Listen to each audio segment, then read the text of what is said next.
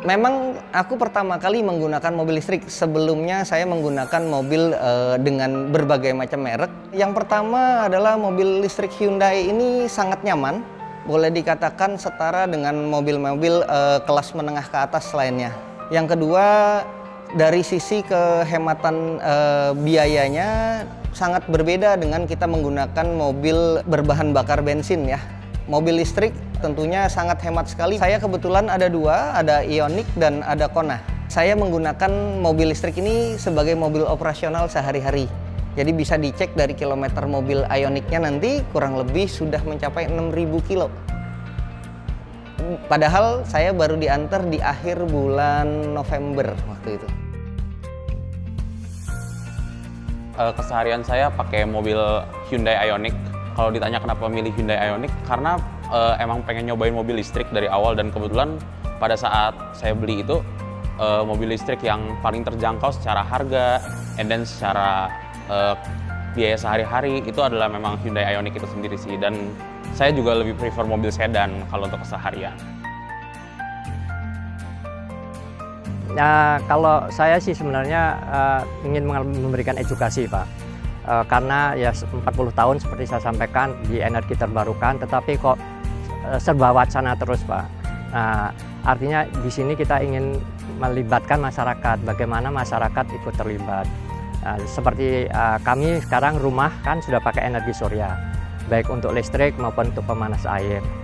Nah, kemudian transportasi, ya logikanya ya kita harus menggunakan yang energi bersih. Yaitu makanya kami putuskan untuk beli mobil listrik, karena kita juga harus memperhatikan rencana pemerintah untuk menurunkan emisi gas rumah kaca sebesar 29% pada tahun 2030. Nah, tentunya ini menjadi kewajiban kita bersama, Pak. Kalau berbanding dengan mobil bensin, perbandingannya sangat terasa buat saya. Karena dengan menggunakan mobil bensin dari rumah ke kantor dan kantor ke rumah, biasanya dalam 1 bulan saya menghabiskan biaya kurang lebih sekitar 3 juta sampai 3,5 juta untuk tadi rutinitas. Ketika saya beralih ke mobil listrik, biaya itu betul-betul berkurang sangat banyak. Jadi biasanya 3 juta paling sedikit, sekarang hanya 300.000 ke bawah. Pernah sebelum dapat chargernya itu, saya biasa ngecharge di PLN yang di Gambir. Biasa ngecharge di situ sih, mungkin sekitar seminggu sekali lah. Menurut saya sangat terjangkau kalau secara biaya sehari-hari, karena kalau jelas dibandingin penggunaan bensin, harganya jauh banget lah. Pas pertama kali nyobain ngecharge, kalau dari ngisi sekitar 50% hanya habis 40 sampai 30 ribu aja sih gitu.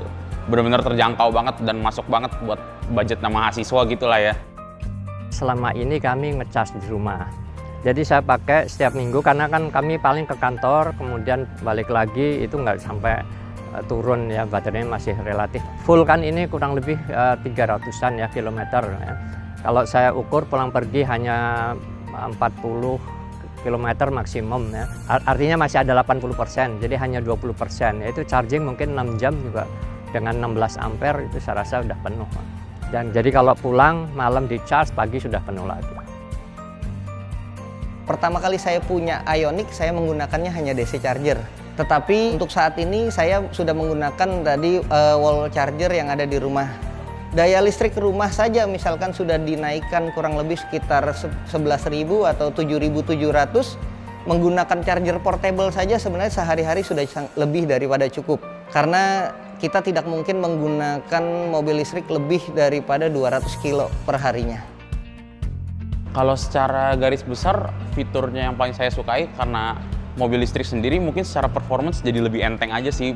Kadang suka ganti-ganti juga kalau misalnya lagi agak kosong jalan, mungkin nyobain yang sport mode-nya, tapi kalau mungkin mau agak lebih santai bisa pakai yang eco gitu supaya lebih hemat juga sih. Terutama yang wireless charging saya sering banget pakai karena membantu banget kalau baru masuk mobil kebetulan baterai HP udah mau habis, tinggal taruh aja gitu, simple sih, nggak perlu colok-colok atau gimana.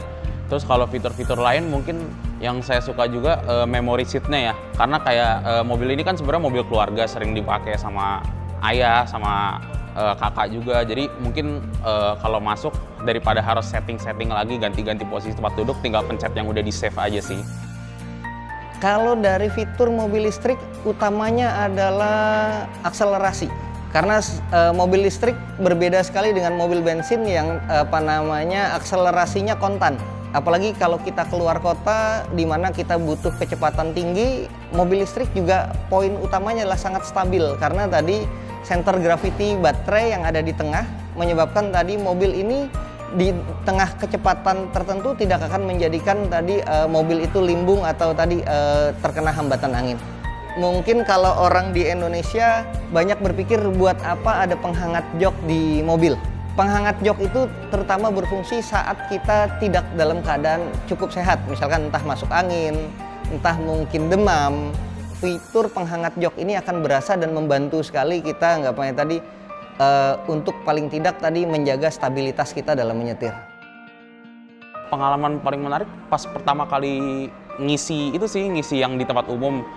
Saya waktu itu diajakin sama bapak saya sendiri, kayak mau diajarin juga soal cara nge-charge mobil ini gimana sih. Terus pas pertama kali nge-charge kaget banget denger pas ditanya berapa harganya Pak habis ngisi setengah gitu. Ternyata cuma 30-40 ribu doang. Itu benar-benar kaget banget karena kan biasanya kalau ngisi bensin bisa ratusan ribu gitu ya.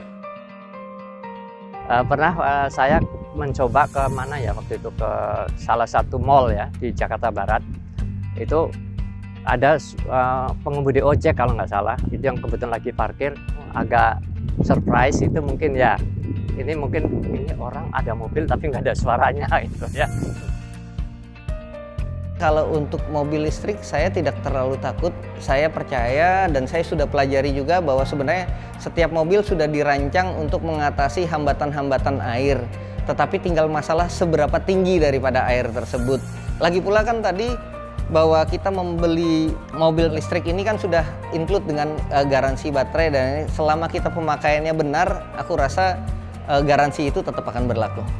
Sejauh ini sih enggak, karena aman-aman aja. Dulu bahkan saya pernah malam-malam tuh lagi kondisinya hujan deras banget, bener-bener deras. Saya sendiri udah agak panik tuh waktu itu, namanya mobil listrik kan belum tahu nih kemampuannya segimana, dan ternyata puji Tuhan beneran sampai rumah dengan aman, nggak ada kendala sama sekali.